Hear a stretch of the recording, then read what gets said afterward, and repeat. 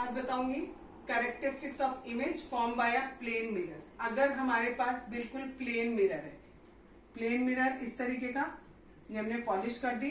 Plane mirror कौन सा होता है? जिसमें हम अपना फेस देखते हैं घर पे, जो हम नॉर्मली यूज करते हैं मिरर, उसको हम प्लेन मिरर बोलते हैं। उससे जो इमेज बनेगा उसकी कैरेक्टरिस्टिक्स बतानी है, यानी उसकी खास बातें बतानी है। पहली खास बात उसकी क्या है कि जो भी ऑब्जेक्ट का साइज होता है सेम वही साइज और वही शेप होता है इमेज का। ठीक है, आप जितने मोटे या पतले हो, आप जितने लंबे हो, उतने ही आपको मिरर में दिखाई भी दोगे। ठीक है, अगर यहाँ हमने ऑब्जेक्ट रखी है तो जितनी लंबी यहां से लेकर यहां तक इतनी लंबी ऑब्जेक्ट है तो हमें इमेज भी कैसे मिलेगी? बिल्कुल इतनी ही लंबी मिलेगी।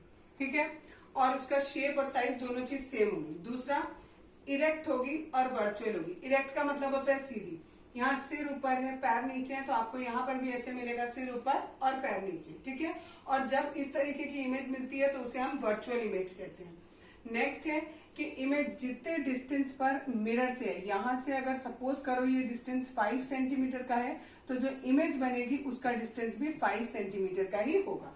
ये अगली प्रॉपर्टी है। नेक्स्ट है, इमेज जो है वो लेटरली इन्वर्टेड बनेगी। लेटरली इन्वर्टेड का मतलब होता है कि अगर आप लेफ्ट हैंड उठाओगे तो इमेज में आपको राइट हैंड उठा हुआ दिखाई देगा। ठीक है, और अगर आप अपना राइट उठाओगे तो आपको लेफ्ट उठा हुआ दिखाई देगा।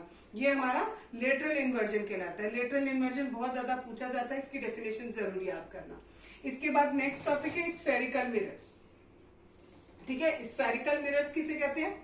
ऐसे मिरर्स जो क्या हो, जिनका रिफ्लेक्टिंग सरफेस कर्व्ड हो। जैसे यहां पर मैंने बनाया था बिल्कुल प्लेन बनाया था, अब आपका रिफ्लेक्टिंग सरफेस या तो इस तरीके से होगा और या फिर आपका रिफ्लेक्टिंग सरफेस इस तरीके से।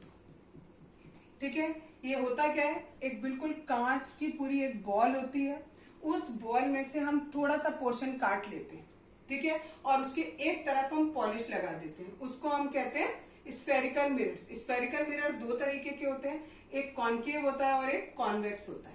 जिसमें अगर हमने देखो यहाँ पर अंदर की तरफ पॉलिश करी है, हमारा रिफ्लेक्टिंग सरफेस यहाँ पर हुआ तो ये कैसा है? कर्व्ड आउटवर्ड, बाहर की तरफ कर्व किया हुआ है, और यहाँ पर कर्व का है अंदर की तरफ।